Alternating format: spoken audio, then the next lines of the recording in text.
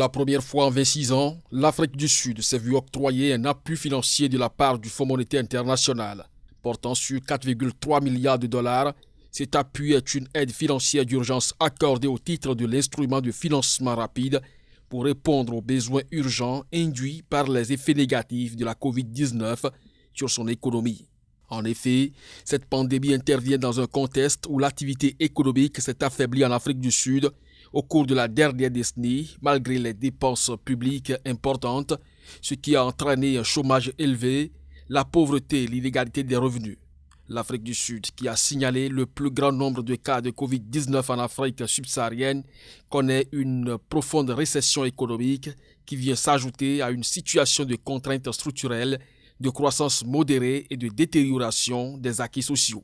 Ce qui a poussé le gouvernement de Cyril Ramaphosa à solliciter une aide du FMI. Une option que la nation arc-en-ciel s'était pourtant toujours refusée au nom de la souveraineté économique. En contrepartie de l'aide obtenue, le pays doit renforcer urgemment ses fondamentaux économiques et assurer la viabilité de la dette en procédant à un assainissement budgétaire, en améliorant la gouvernance et les opérations des entreprises publiques et en mettant en œuvre d'autres réformes structurelles propices à la croissance. Le FMI estime par ailleurs qu'il sera important de préserver le mandat de contrôle du niveau d'inflation de la Banque centrale, de réglementation et de supervision proactive des banques, en particulier pour les petites banques.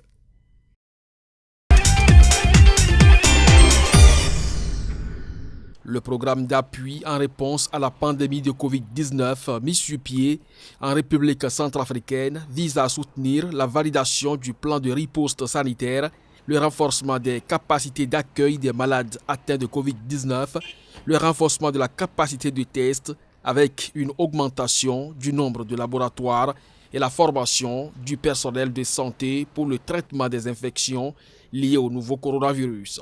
Ce programme, financé par la Banque africaine de développement sous forme d'un don de 6,12 millions de dollars provenant du Fonds africain de développement et d'un autre don de 8,16 millions de dollars issu du Fonds d'assistance technique, va ainsi augmenter les capacités de dépistage du pays à au moins 500 tests par jour et renforcer les capacités de réponse aux situations sanitaires d'urgence.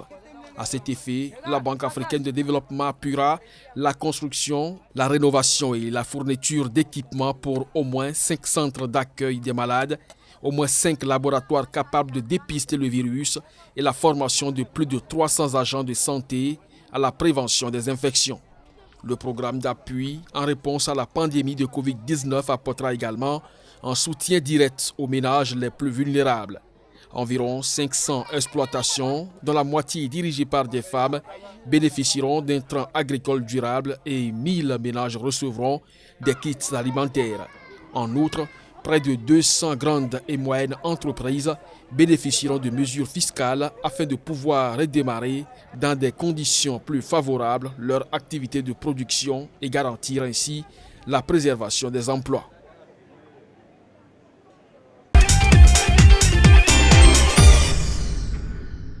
Intitulé Soutien à la réduction des impacts du coronavirus et à la revitalisation des entreprises, le nouveau programme qui sera déployé pour redonner des couleurs à l'économie ghanéenne et préserver les emplois après la crise du nouveau coronavirus est doté de 100 milliards de cedi, soit 17 milliards de dollars.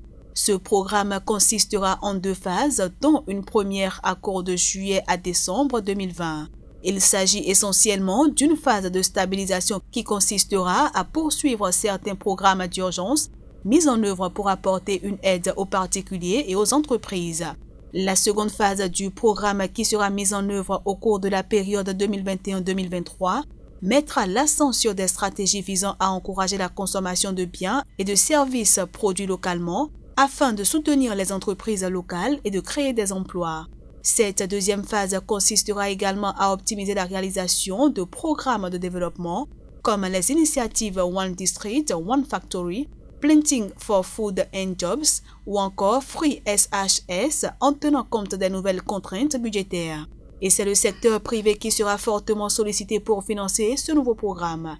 En effet, le gouvernement ghanéen envisage de faire peser 70% du financement sur ce secteur privé, soit environ 12 milliards de dollars.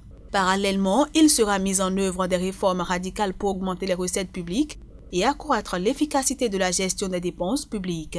Des politiques et des réformes sont aussi annoncées pour faire passer le ratio impôt-produit intérieur brut de son niveau actuel de 13% à 20% d'ici 2023.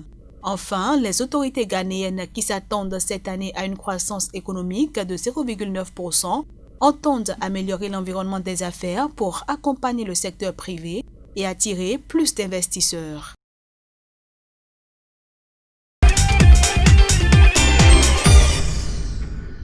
Après 4 mois de fermeture essentiellement liés à la pandémie de coronavirus, les sites touristiques ougandais ouvrent leurs portes aux visiteurs. Seuls les touristes nationaux ou étrangers déjà présents sur le territoire ougandais pourront cependant visiter ces sites, les frontières du pays étant toujours fermées. En effet, l'Ouganda avait pris en mars de nombreuses mesures pour enrayer la propagation du coronavirus, comme la fermeture des frontières et des sites touristiques, la suspension des transports et les interdictions de rassemblement. Un assouplissement progressif de ces mesures a été entamé en juin avec la réouverture des parcs aux nationaux. Aujourd'hui, c'est l'ensemble du secteur qui a rouvert assorti de protocoles sanitaires.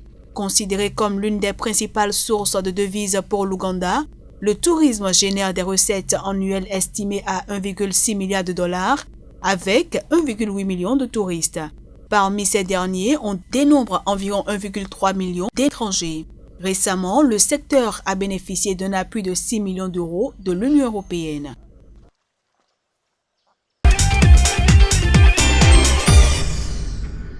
La pandémie de Covid-19, qui n'épargne aucune région du monde, a assombri les prévisions de croissance pour l'Afrique centrale.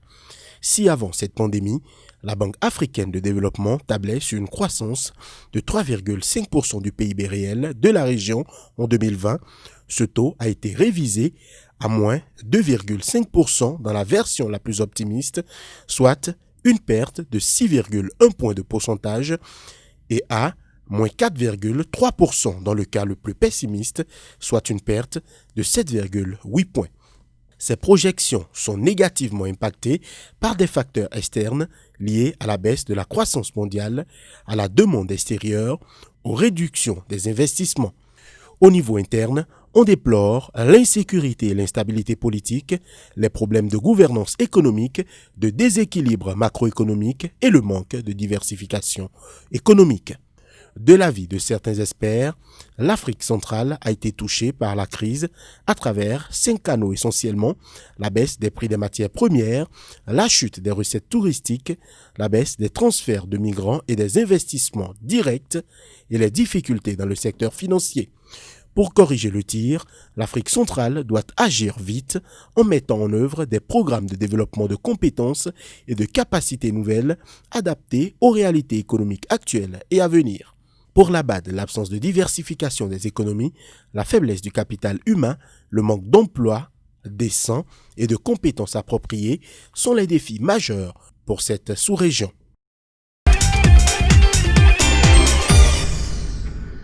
En vue d'aider le Burundi à faire face à la crise sanitaire liée au nouveau coronavirus, le Fonds monétaire international a consenti en faveur du pays une remise de dette de l'ordre de 7,6 millions de dollars américains.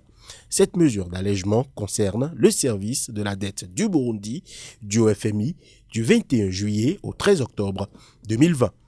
En cas de disponibilité de ressources, un autre allègement pourrait être opéré cette fois-ci sur la période du 14 octobre 2020 au 13 avril 2022, ce qui pourrait porter l'allègement total du service de la dette à l'équivalent de 24,97 millions de dollars. Intervenant dans le cadre du Fonds fiduciaire pour l'endiguement et l'atténuation des effets des catastrophes, l'opération permettra de libérer des ressources pour les besoins du secteur public en matière de santé, y compris d'autres dépenses d'urgence, et contribuera à atténuer le choc sur la balance des paiements que représente la pandémie de Covid-19. En effet, avec plus de 328 cas officiels de contamination, le Burundi a vu ses besoins de financement extérieur augmenter considérablement pour les années 2020 et 2021. Cette situation résulte notamment de la baisse des exportations, des besoins élevés en termes d'importation et d'une réduction des envois de fonds de la diaspora. Pour le FMI, il est important pour le pays, compte tenu des risques qui se profilent à l'horizon, de garantir une coopération étroite avec les organisations multilatérales et les donateurs d'une part, et d'assurer les allocations budgétaires adéquates en faveur de la santé et d'autres dépenses prioritaires d'autre part.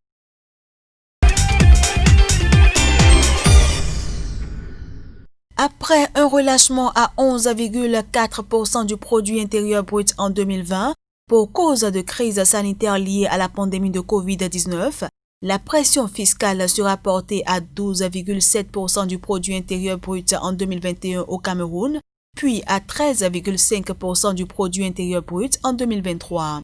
Conformément à la documentation d'orientation budgétaire préparée par le gouvernement camerounais en vue de l'élaboration de la prochaine loi de finances, le ratio entre les recettes fiscales budgétaires et le produit intérieur brut courant devrait augmenter de 1,3% au cours de l'exercice 2021. Autrement dit, les entreprises et les ménages du Cameroun réunis devraient payer plus d'impôts en 2021 et les années suivantes, et ceci indépendamment de la fiscalité locale et des cotisations sociales. Ainsi, la politique fiscale sur le triennat 2021-2023 sera globalement orientée vers l'accroissement de la mobilisation des recettes fiscales internes non pétrolières. Le gouvernement camerounais entend procéder notamment à l'élargissement de l'assiette fiscale à travers la poursuite de la rationalisation des exonérations, l'optimisation de la fiscalisation du secteur informel par la promotion des moyens de paiement traçables, le réajustement du seuil d'assujettissement à la TVA pour un meilleur rendement de cet impôt, la mise en place d'un système de suivi de la conformité fiscale des contribuables par les grandes entreprises, la modernisation des modalités de perception de certains droits de timbre, etc.